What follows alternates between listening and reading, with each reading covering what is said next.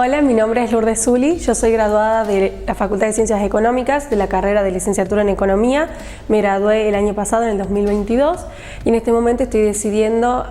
exactamente a qué facultad seguir mis estudios de maestría. Por el momento estoy entre España o Viena, y si surgen otras posibilidades puede ser otro país, pero dentro de Europa. Desde antes de unirme a la carrera de Licenciatura en Economía tenía claro que mi objetivo final era irme afuera a seguir mis estudios o a trabajar. Pero a medida que avanzaba en la carrera quizás lo veía un poco más lejano y pensé en seguir por lo menos los estudios de maestría en Argentina, en Buenos Aires, como aprovechando las posibilidades que había y también esta misma facultad. Pero fue ya en último año cuando me dijeron, ¿y si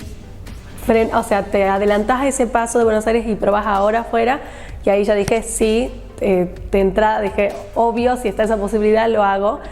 Pero por supuesto siempre estuvo el miedo de que no era suficiente aplicar afuera con la carrera de grado,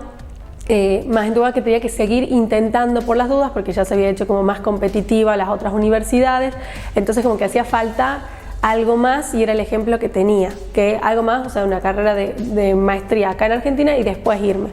Entonces esos eran los primeros miedos, y a veces eran como alimentados por algunos que habían tenido otra experiencia distinta a la mía, de que si habían hecho, por ejemplo, la maestría acá en Buenos Aires, etcétera, pero algo me decía como, intenta ahora, quizás sí podés ahorrarte el paso de Buenos Aires si sabes que en el futuro querés irte afuera. En un principio, cuando tuve esta charla con la profesora que me dijo, y si intentás ahora, eso fue en abril del año pasado, antes de que yo me reciba, y sabía que bueno, todo ese año iba a ser necesario para prepararme. Lo primero que te recomiendan todos, que yo también te recomendaría hacer, es tener una lista de los requisitos que vas a necesitar para las universidades en general, porque en el momento que sabía que me quería ir a estudiar afuera,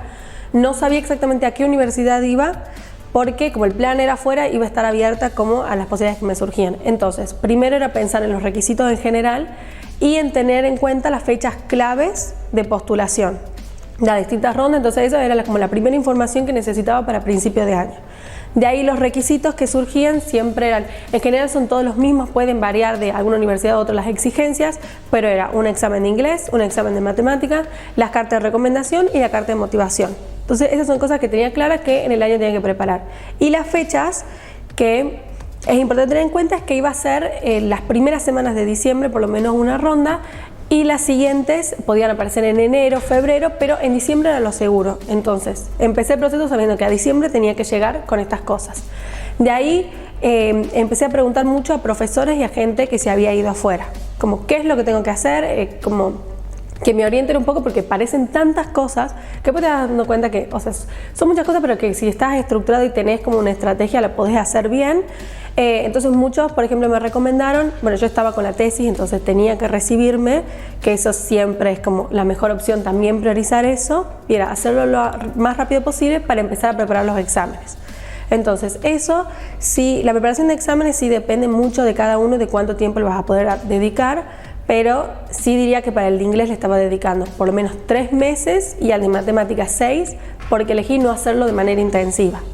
Entonces, esas eran todas decisiones, como digo, que se iban tomando desde el principio de la aplicación. Entonces, empecé a prepararme para los exámenes. Lo de la fecha es muy importante, porque esta es información que no tenía en el momento, que después por errores uno aprende, y por eso me gusta transmitirlo, es que a los exámenes los podés volver a rendir,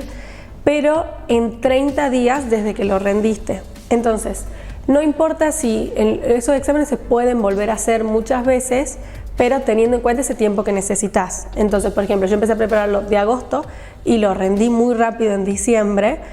y yo recomendaría hacerlo antes, porque si no obtenés la nota que querés, simplemente lo volvés a rendir y listo. Entonces, una vez que tenía los 2 exámenes rendidos, ya sabía que el resto era la carta de motivación y la carta de recomendación. La carta de recomendación es algo que ya podés ir hablando con los profesores, ellos siempre están muy abiertos a ayudarte con esto, entonces es algo que podría decir que prácticamente está resuelto desde el principio, pero es importante la elección de profesor que hagas, porque tiene que ser el que te haya trabajado con vos en distintos ámbitos, si fuiste ayudante de cátedra, si estuviste en algún proyecto de investigación, si estuviste en una clase en la que te fue muy bien, y eso simplemente lo hablas y es algo que lo pones en el congelador hasta que empezás a hacer las aplicaciones. Y la carta de motivación, que lo que me sirvió para eso, que es algo que es difícil y está muy bueno escribirlo bien, fue ver 3 webinars de universidades para saber qué era la carta de motivación y qué te pedían y cómo hacer una competitiva, que eso cuando quieran les doy tips al respecto, y usar cartas de recomendaciones de motivación viejas para ver por lo menos la primera parte, la última parte, cómo empiezan, cómo terminan, que suele ser lo más difícil y general a todas las cartas, y pensar cómo decían de manera más linda algunas cosas que podíamos compartir. Por ejemplo, cómo escribían ser ayudante de cátedra, cómo escribían el plan de la UNT, cómo hacer una buena carta. Entonces, ese fue básicamente el proceso en el que estuve pensando en el año. Tengo que admitir que hay muchas subidas y bajadas por los miedos, por leer cartas de motivación de otra persona y decir, no, yo no tengo nada que ver ese perfil, o sea, esta persona hace un montón de cosas, yo me siento muy distinta. O leía muchas cartas de motivación de gente que ya tenía una maestría y decía, no, a mí me falta todo ese aprendizaje, como esos eran los miedos. Pero después cuando veía otros webinars que te enseñaban cómo hacer las cartas, a la vez decía, bueno, pero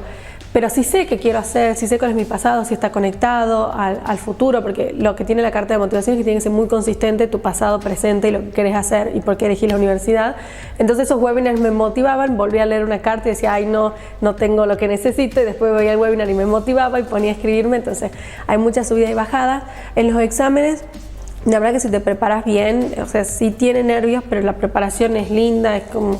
no es algo pesado, está bueno prepararlo, entonces sí hay también la motivación, pero miedo antes de rendir, y cuando estás mandando las aplicaciones que no sabes qué va a ser. Yo me acuerdo que cuando tenía muy claro que quería aplicar en la primera ronda, porque suelen haber muchas rondas, pero en la primera es la que tenemos más chances, las universidades internacionales, y hay más chances de financiamiento, o sea que son las que están más o menos entre diciembre y enero para tener en cuenta las fechas. Y yo decía, bueno, si no me va bien en estas, voy a poder aprender para las segundas, terceras.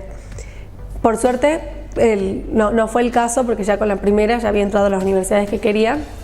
pero el miedo antes de tener que postular estaba muy latente, y si me estaba equivocando y si tenía que postular a Buenos Aires antes de Europa, porque las de Buenos Aires son en agosto, septiembre, será antes, entonces estaba como sacrificando un poco la posibilidad de Argentina por irme afuera, así que eso como que nunca se hacía fácil, nunca era lineal el sentimiento de sí, lo puedo hacer y voy a aplicar y voy a entrar a alguna. Me encantaría decirle que de verdad no tengan miedo, porque cuando seguís el procedimiento, cuando le pones esfuerzo a esto y cuando sabes que lo querés lograr, de verdad podés. Nosotros con la UNT tenemos muchísimos profesores que nos ayudan, tenemos un programa muy bueno, salimos muy capacitados. Yo creo de verdad que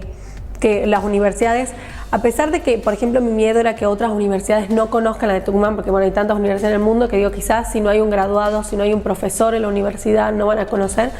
Y la verdad que entré en universidades que nunca había escuchado nombrar acá en la facultad. Por ejemplo, en Lisboa, que digo, no, como que pensaba que iba a tener muchas menos chances, pero yo ya estaba aplicando, porque una vez que vos ya haces una aplicación ya es muy fácil hacer a otras. Entonces diría que de verdad que se animen, que si podemos, que un no de una universidad no significa nada. Muchas veces es porque justo tu perfil no encaja con lo que necesita esa universidad, o ya tiene 3 personas con ese mismo perfil. Entonces, aunque sí hay nervios y miedo y eso, vayan adelante de eso y apliquen y anímense, porque nosotros tenemos todo en la UNT para hacerlo.